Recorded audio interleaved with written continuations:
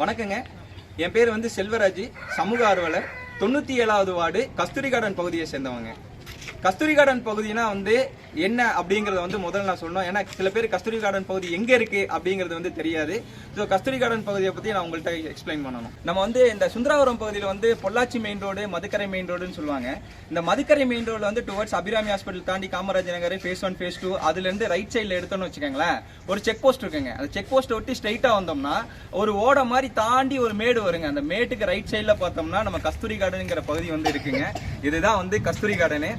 இப்போ கஸ்தூரி கார்டன் பகுதி வந்து எல்லாத்துக்குமே தெரியும். இந்த கஸ்தூரி கார்டன் பகுதியை சுத்தி நிறைய பகுதிகள் இருக்குங்க. நாகராஜபுரம், பிள்ளையார்புரம், ஈடன் கார்டன், வள்ளல் நகர், சிவன்மலை, அப்புறம் வந்து அம்பேத்கர் நகர், காந்தி நகர், பிஸ்மி நகர், இந்த மாதிரி ஏரியாலாம் இருக்குங்க. இப்போ இந்த மாதிரி ஏரியால வந்து நிறைய அடிப்படை பிரச்சனைகள் இருக்குங்க. அந்த அடிப்படை பிரச்சனைகள்ல நிறைய பிரச்சனை இருக்கு. நான் ஒரு மூணு பிரச்சனை மட்டும் அந்த பகுதியில் அவங்க ஃபேஸ் பண்ணக்கூடிய பிரச்சனையை நான் சொல்றேன்.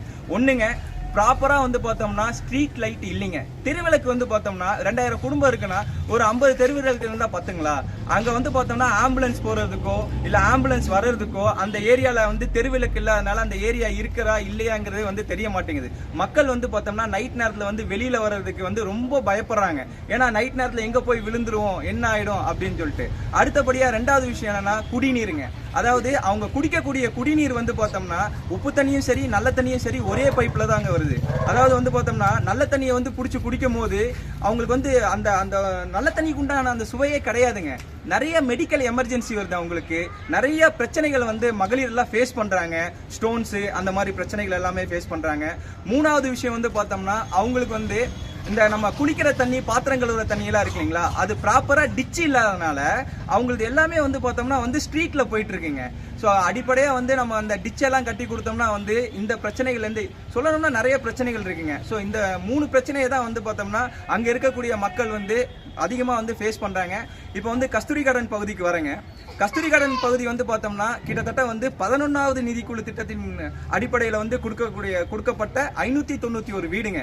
இது வந்து கொடுத்து கிட்டத்தட்ட வந்து பார்த்தோம்னா 21 ஆண்டுகள் ஆச்சுங்க. இந்த 21 ஆண்டுகளா நாங்க வந்து போராடுறது அடிப்படை வசதிங்க தாங்க.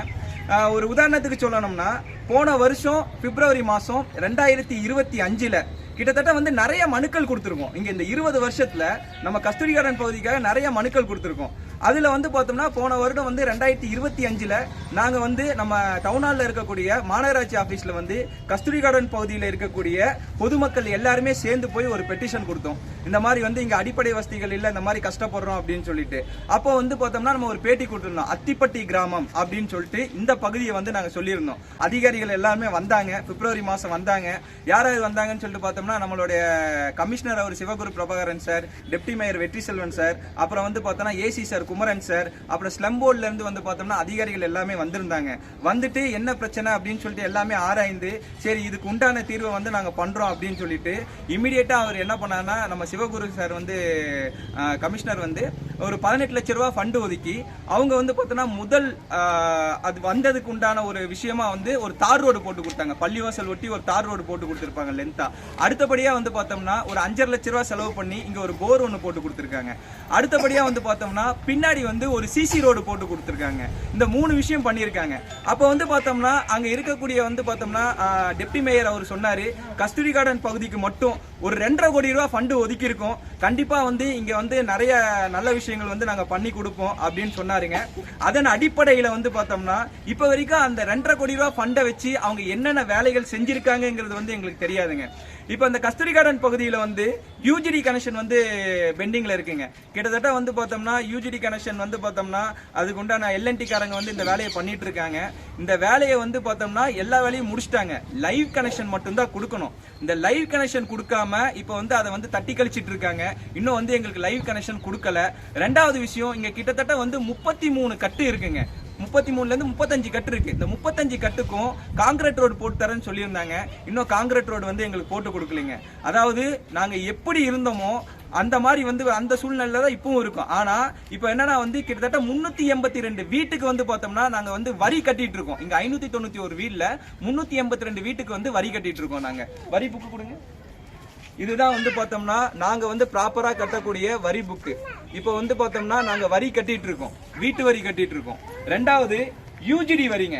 கிட்டத்தட்ட வந்து பார்த்தோம்னா இந்த யூஜிடி வரி வந்து பார்த்தோம்னா எங்களுக்கு வந்து மே மாசமே வந்து இஷ்யூ பண்ணிட்டாங்க. கிட்டத்தட்ட 7 மாத காலம் ஆச்சுங்க. 7 மாத காலமா வந்து எங்களுக்கு வந்து லைவ் கனெக்ஷன் கொடுக்க கிடையாது.